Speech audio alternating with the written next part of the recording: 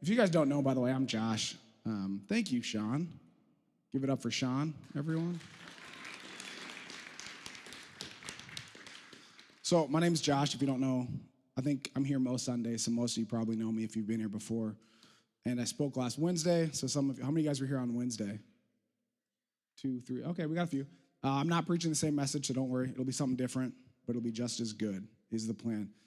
We only have just a few, I think it's 11:30 we're done here, correct? When we have to go into groups? I'm supposed to get that confirmed ahead of time, I forgot.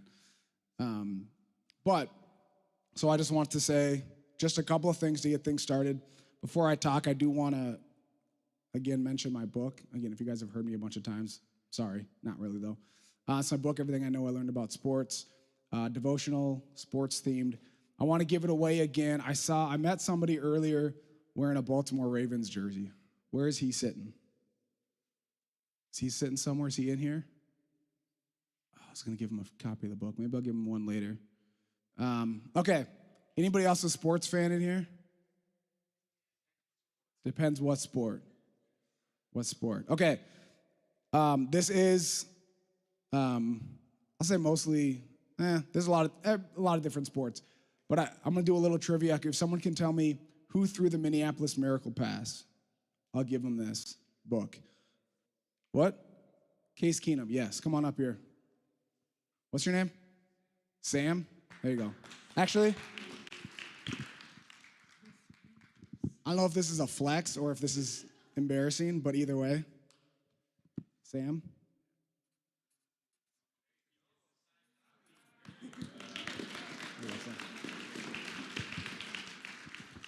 I've always wanted to do that.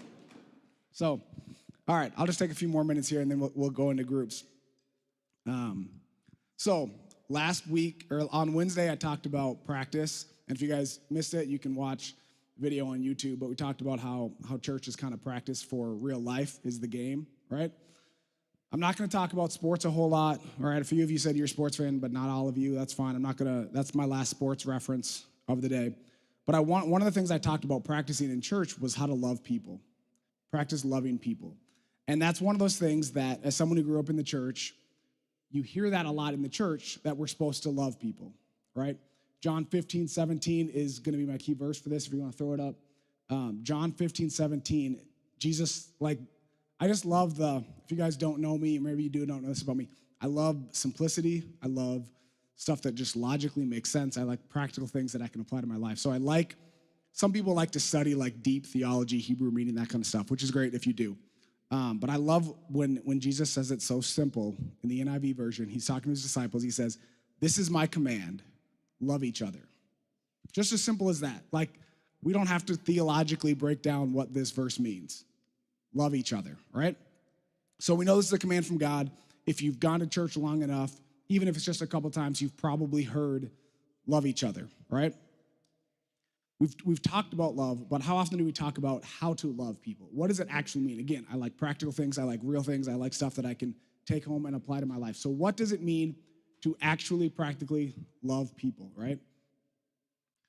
So this can be more difficult for some even if you've never seen true love on display, if you don't have parents that are in your life that show you what love means. Sometimes it's even harder, but even if you do, even if you have the right people, the family members in your life that demonstrate love to you, it can be hard to kind of see that and know that and then show that to other people. So I want to practically today, I like practical application. I don't want to just say nice words that make us feel good and then you leave and then you're like, wait, what did we even talk about? I want to give you stuff that you can actually practically do today when you leave here. So what does it look like to love? How to actually practically love people, like I said. One example that I use is, so if you guys don't know, my wife Jocelyn is around here somewhere. I don't know if she's in here right now, if she's out watching the lobby. But when we got married, almost 10 years ago, which is crazy. I revealed a little bit how old I am. We got married in August, it'll be a 10-year anniversary, which is crazy. But when we got married, they had you take the 5 love language test. Have any of you guys seen those, heard about that, taken that? The 5 love languages. Other married people know what I'm talking about. It's not just about when you're married, but what this test does is shows how do you best give and receive love. So that's important in a marriage, right? but even in your relationships with your family, with your friends. So the 5 love languages are words of affirmation, quality time, gifts, acts of service, physical touch. And I do, since I'm talking to teenagers, when I say physical touch, want to make sure it's nothing inappropriate. This is more like, think like when you hug your mom. That's what I want you to think about when you're thinking of physical touch, okay? So just want to make that clear. But the purpose of this, of why we do this when we get married and why other people have done it, is because you want to know how people best receive love, because I can give love a certain way, but if you don't receive that as love, it doesn't do as much good. It's always good, right? These 5 things are all good things to give people, right? That's love.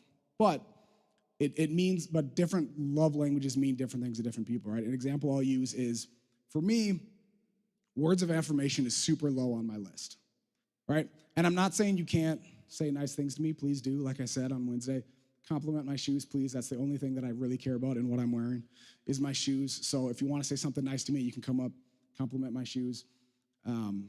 North Carolina, I wore these because they won. Nobody even noticed or cared. But that's okay. Any North Carolina fans or anybody happy that they won? Even a little bit, Rachel? 2, 3?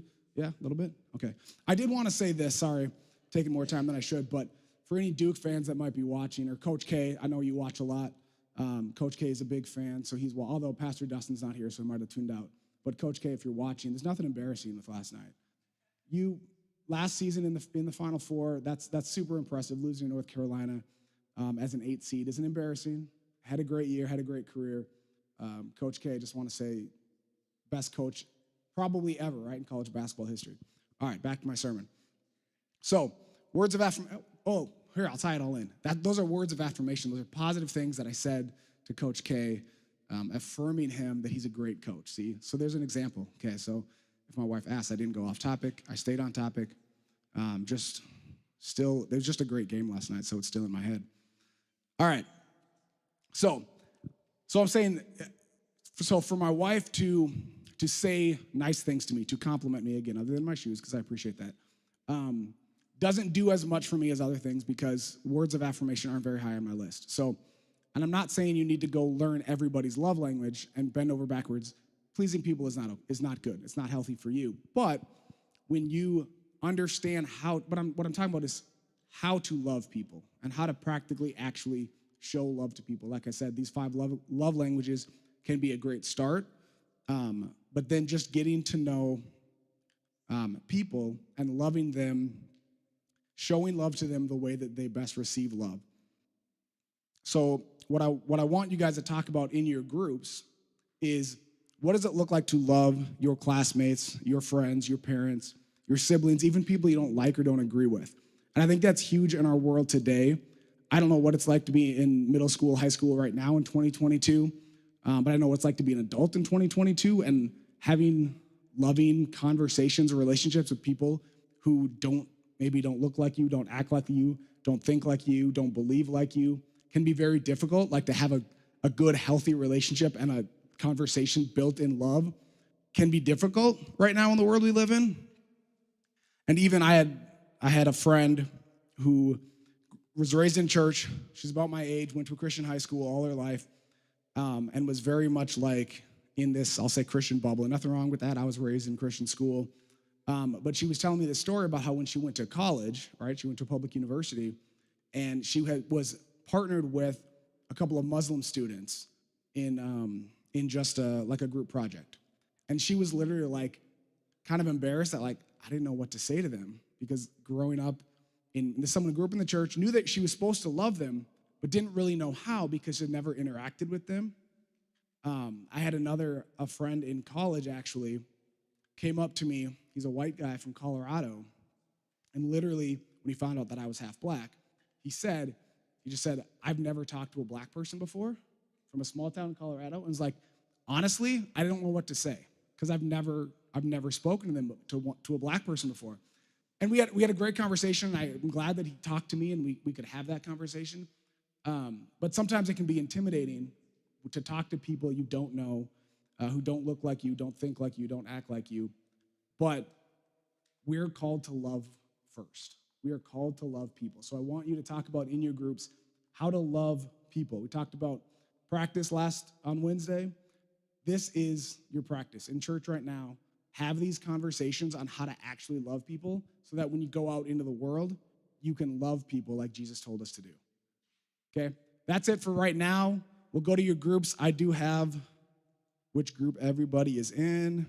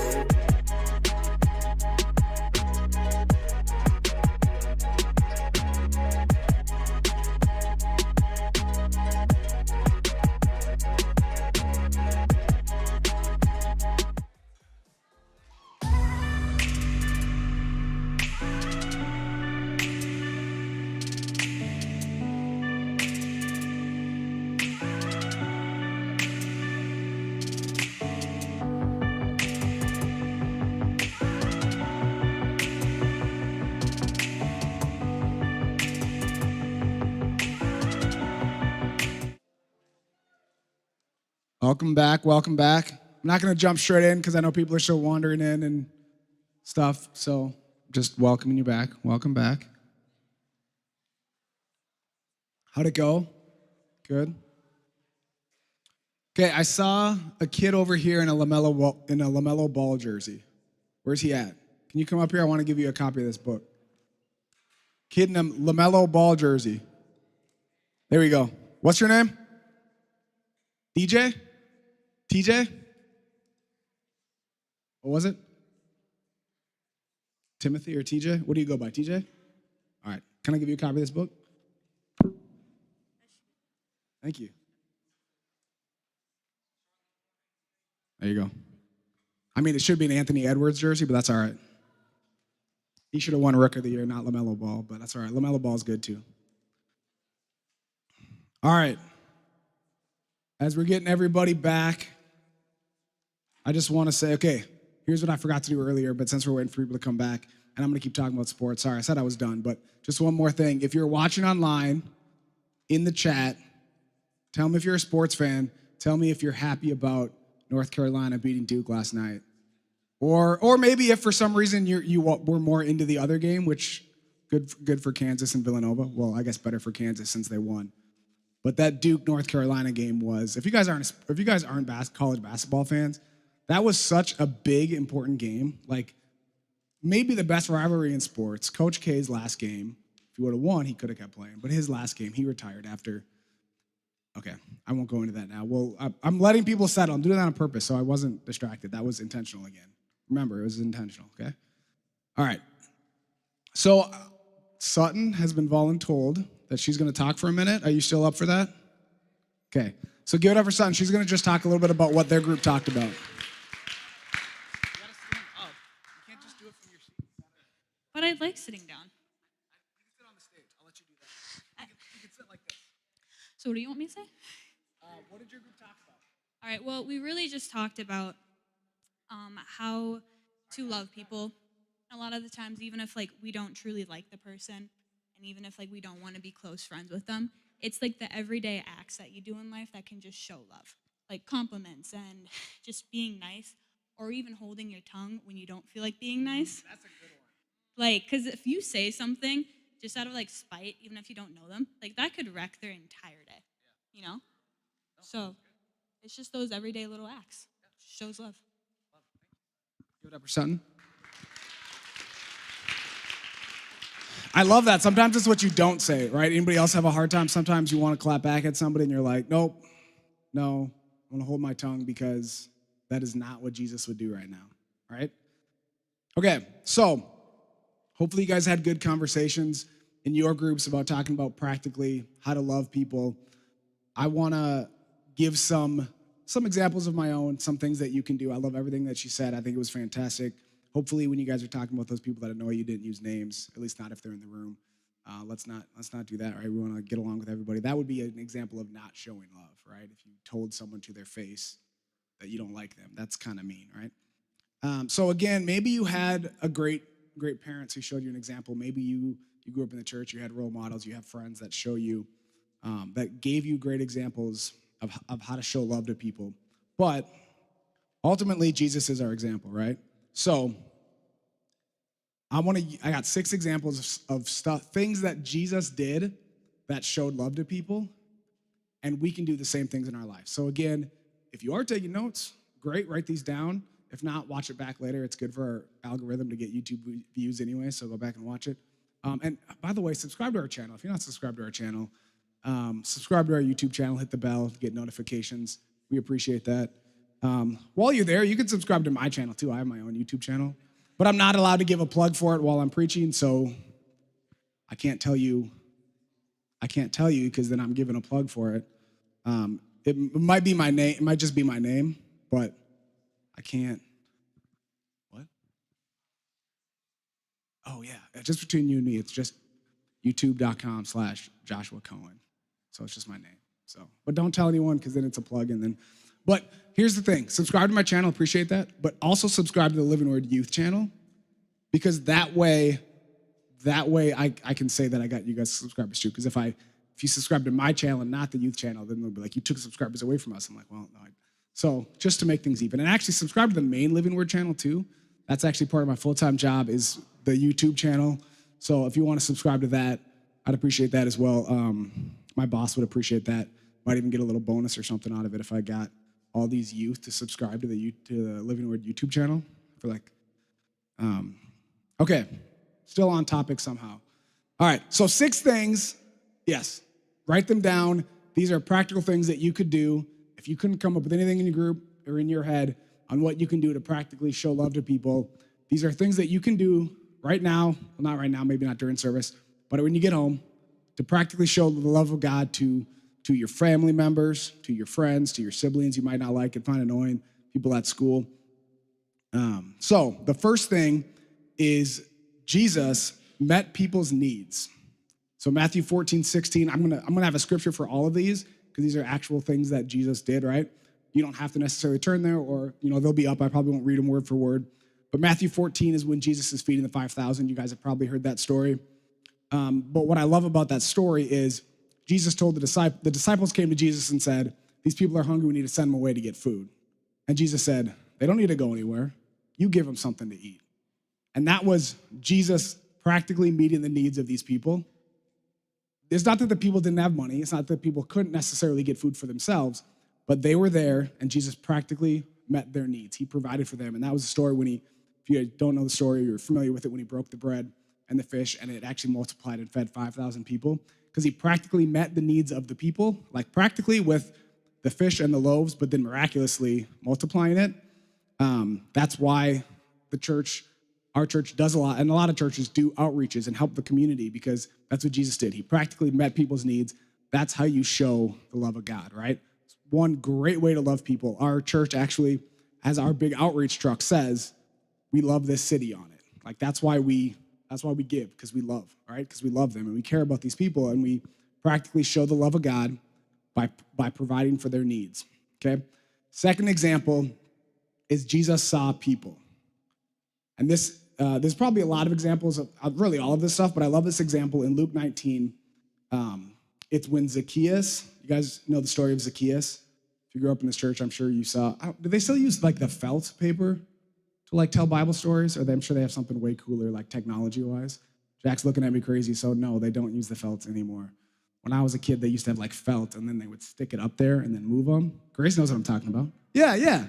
Okay, yeah. Okay, so I'm not completely out of touch. I'm sure now technology makes it a lot easier to tell those stories. But I love the story of Zacchaeus because he's a short guy, and Jesus was coming through the neighborhood. He's a short guy, so he climbed a tree so that he could see Jesus. But what I love about that is not obviously what Zacchaeus did. I could preach a whole message on that. But what Jesus did was he saw Zacchaeus in the tree, and he stopped what he was doing. He looked at Zacchaeus and said, "Come down immediately. I must stay at your house tonight."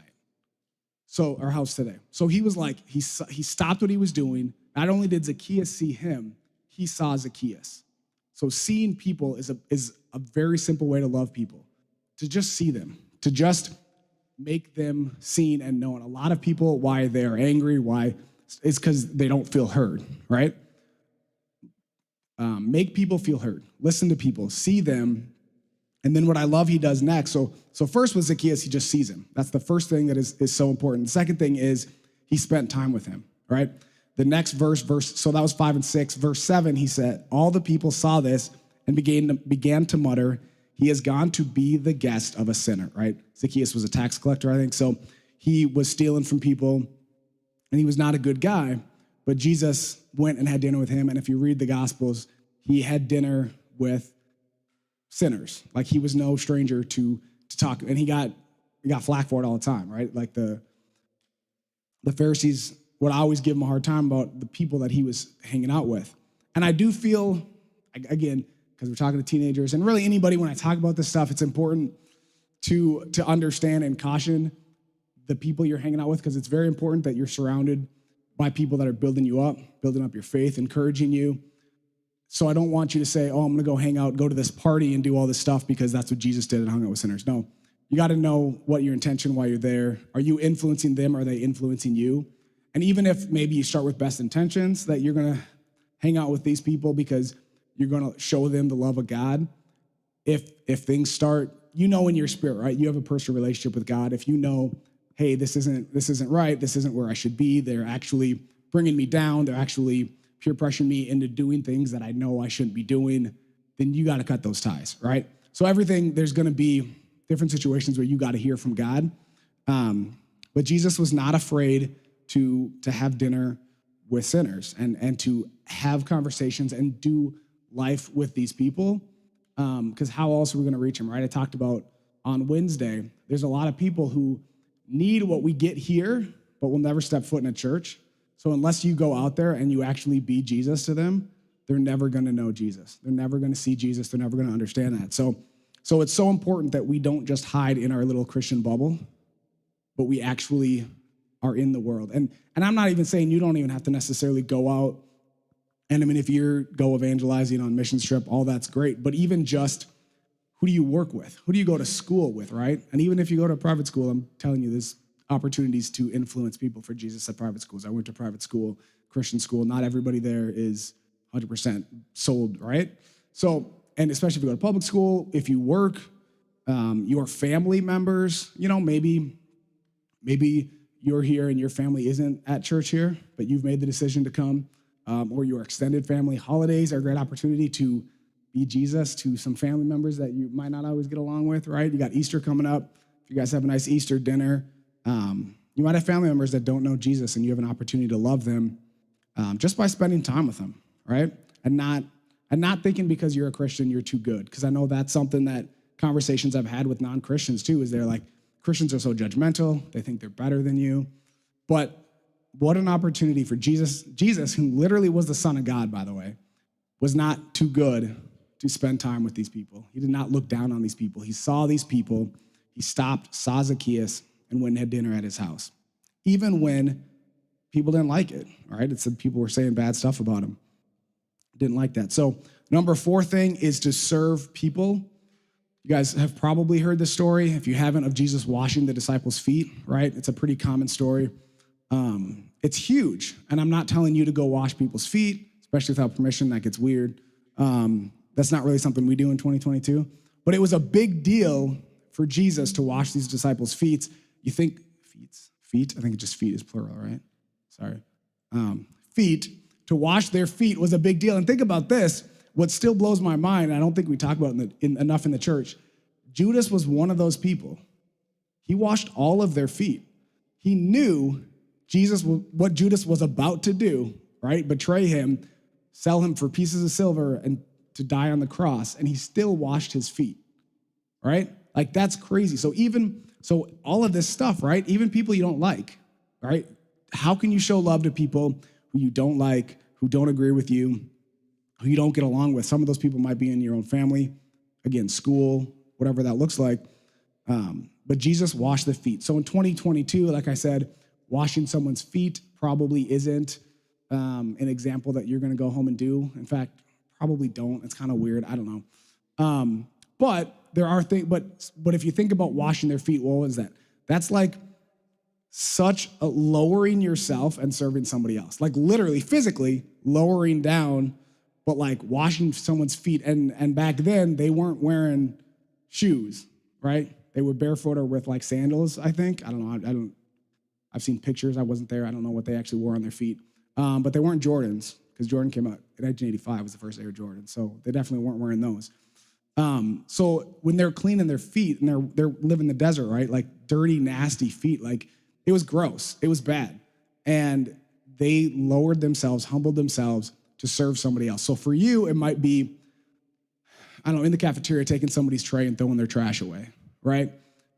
Just little things, humbling yourself to serve somebody else, right? Some of the outreaches we do at church are, cleaning up a park. I just did an outreach. It was just a small outreach with some of the young adults where there was somebody that lived in Brooklyn Park.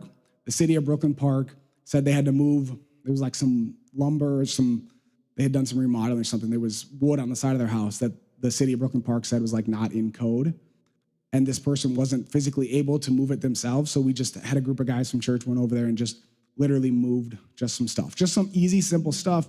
But that's the way that we show love to, they're in Brooklyn Park. They're just down the road, like to our community, showing love by serving, right?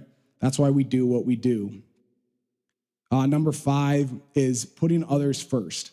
Another story that blows my mind, which, again, I grew up in the church. I've heard all of these stories, but some things just blow your mind. In John 19, 26 and 27, Jesus is dying on the cross. And he turns to John, or he turns to his mom first. His mom is at the cross. And he says, "Woman, here is your son." And to the disciple, John, he said, "Here is your mother." And from that time on, this disciple took her into his home. Jesus is hanging on the cross, all right? He's dying, a brutal death. And he looks out for his mom. And he sees somebody else and says, "Hey, John, can you watch after my mom for me?" That's the thought that's going through his head when he's dying on the cross. Talk about somebody who's putting others first, who cares more about their needs than his own. And I want you to, again, a way to show love is putting other people's first, other people's needs above your own. That was again, a crazy example of that, but this is who Jesus was. This is who Jesus is, right? He puts others first. This is who we are trying to be like, putting others first, even when it's not convenient. It's easy to give when you have a lot, but it's tough sometimes to give when you have a little. And it's tough to think about, even just thinking about everything that we all have gone through, right, over the last couple of years, me personally, things that I have gone through. It's so easy to get so self-focused because I literally have to look out for my own needs, right, physically, emotionally, and it's so easy to get inward focus in times of trauma that we're not looking at, wait, everybody went through stuff in the last couple of years, right?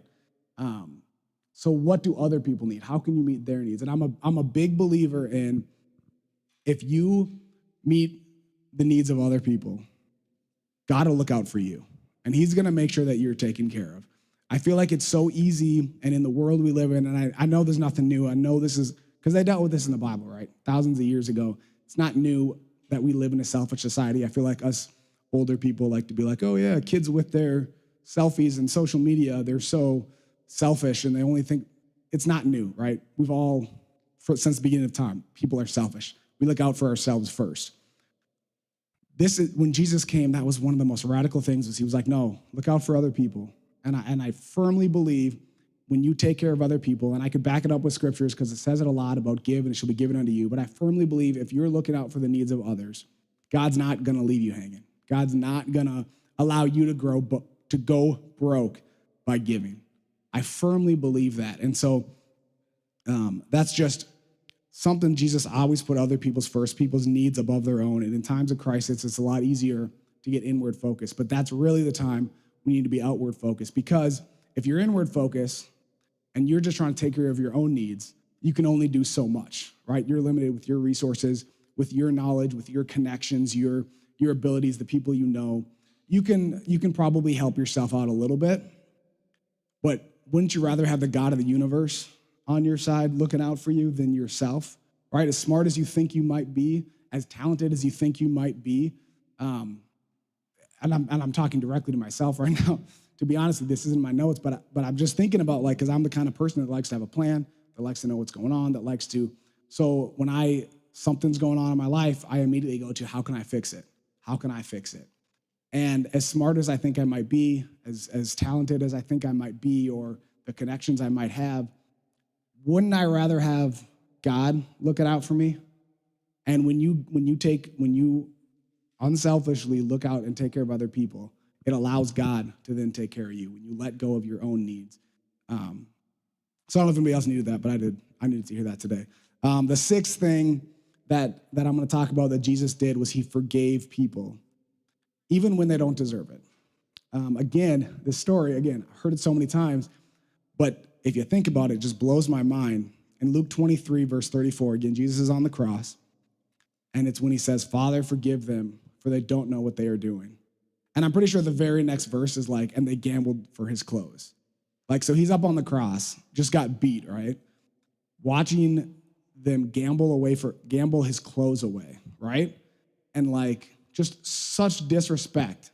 And he says, Father, forgive them, for they know not what they're doing. On the cross, forgiving those that are killing him. I don't know about you. I've never been in that situation, right? But I've been in situations where I thought I had the right to hold it against someone because they did me wrong and not forgive them. But Jesus forgave even those that hung him to a cross. So that's the example that we're following after, right? This is the example, is Jesus forgiving those who are when he's on the cross. And I do, again, want to caution, forgiving does not mean forgetting. So I don't know your situation that you're in right now. An abusive relationship, you can forgive them and let go of that pain without forgetting what they've done and setting up healthy boundaries, right? So, and actually Pastor Mac has said it a lot, and I've heard it from him. I know he wasn't the first person to say it, other people have said it, but forgiving's not forgetting. Forgiving is on you and can happen instantly, but to trust someone again takes time. And you can lose trust in an instant, but gaining trust again takes time. And so if you've been in an unhealthy relationship, whether it's friends or family, whoever, setting up healthy boundaries for yourself is a good thing, but you can forgive them and let them go in your heart and not let that pain keep holding you back. You can forgive without forgetting and without taking the time to let, if they want to be back in your life, they can earn that trust again, but you don't have to immediately let them back in to keep hurting you. So again, just a free note that I want to make sure you say with forgiving. But Jesus did forgive even people that did him wrong. Another thing so those are the 6 things I'll just read through them real quick again. Jesus met people's needs. He saw people, spent time with people, served people, put others first, and forgave people. And one last thing I want to address, because I feel like in the world we live in right now, this comes up. Loving people can come in the form of correction, right? Because that's the thing I hear a lot in the world, like, oh, we're supposed to just love people and let them do whatever they want because that's how we love them. It can come in the form of correction. If you love someone, you want what's best for them, so you might end up correcting them. But 99% of the time, that almost always comes in the context of relationship. I don't believe God calls any of us to start just spewing our truth out to people, yelling at people on the street corner, just trying to condemn people, make people feel bad about themselves. I don't think that's the way that God wants us to reach people. 1, because that's not love. 2, because that's not effective. So what's the point anyways? But it's about having a relationship with people. So if you have a relationship, if you've built a relationship with people who aren't Christians, you should get opportunities then to speak into their lives. If you have a relationship with people who are Christians and you're like, hey, you know better. Come on, you know better than this. You know not to live like this. And you can speak in their life out of forms of relationship. And it's a more loving way to do it, but it's going to be more effective, right? I can go tell you to do whatever. If you don't know me, you don't care. There is an exception with authority, right? Your parents or even like a police officer. I don't need to have a relationship with a police officer for him to tell me I'm breaking the law. He'll give me a speeding ticket regardless, like whether I'm friends with him or not. In fact, more likely. So authority is an example, but you're not necessarily called to be an authority figure with your peers in school, at work, with your classmates, siblings even. So to correct people in love means in relationship. But honestly, just the most effective way to love is to get to know people and find out, 1, how they best receive love, like I talked about with the love languages. Some people, if you just, take them out to lunch, buy them a cup of coffee, it'll mean the world to them. And it doesn't have to cost you much. It doesn't have to be a big deal. But just getting to know people, the more you know them, the more you will know how they receive love, how they love. They don't need to take a quiz, but as you get to know people, if you pay attention, you'll see.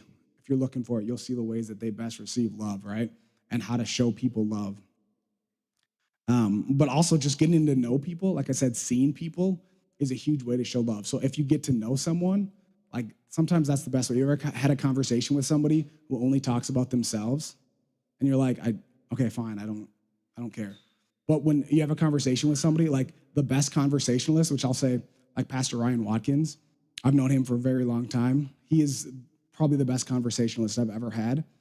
But when you listen to him, he's always asking you questions. When you're having a conversation with him, he's talking about you. How are you doing? How's your life going? And it's not just me because we're friends and I've known him for so long, but he'll talk to any person he just meets for the first time. The conversation's about them. When you listen to people, when you allow them to be seen, you show them love, right? So get to know individuals, and that's also the best way to actually love individuals versus like trying to have a bias for a whole group, right? That's a lot of times how racism, how sexism, how these bias come in because you don't get to know individuals. So you take what you've heard about one group of people and you apply it to all of them, but you don't ever get to know them and see them for who they are, and that's not good, right? You want to get to know individuals, you want to love individuals, and just, like I said, just taking the time to listen is a great way to love. The last thing is be led by the Spirit. This is why it's so important to have a relationship with God, to hear his voice, because God will tell you how to love people. He will put you in situations where people need love, and he'll tell you exactly what to do. When my wife and I lived in California, we went to Rock Church, Pastor Miles McPherson, and he said this one time, and he said it multiple times, but this always just stuck in my head. He's an extrovert. He loves talking to people. Everywhere he goes, he talks to people. He loves praying with people, sharing the gospel, which is great. I'm an introvert, so I don't talk to strangers. If you guys want to come talk to me, even if you see me at Target or Chipotle or whatever, come talk to me. I'm great with that. I probably won't approach you. I'm an introvert, so I'm not going to do that. But what he he wakes up every morning and he tells God, I ask him, show me who you want me to talk to today and tell me what to say. So he starts his day with that. But then also as he goes through his day, he's like, okay, God, who should I talk to? And he's looking out for people to talk to. And God doesn't leave him hanging out. He says, okay, if you're gonna tell me to talk to this person, then you tell me exactly what to say, whether it's a compliment. I mean, sometimes it's, it's deeper stuff about their family or whatnot. But sometimes if you take that approach, then God might have you walk up to somebody and just say, hey, I like your shoes. Sorry, that's the example I use all the time because you can always say that to me. But I like your hair. I like the way your nails are done. Because sometimes it's harmless, right? It's just a compliment. So it's never gonna go poorly. But sometimes that very thing you complimented might be the thing they were super insecure about. And you just completely made their day. You completely turned their life around. So I just encourage you to ask God who you can talk to. So if that's the only thing you get from this, have a relationship with God and ask him who to talk to and what to say, okay? That's how you can show love to everybody that you meet.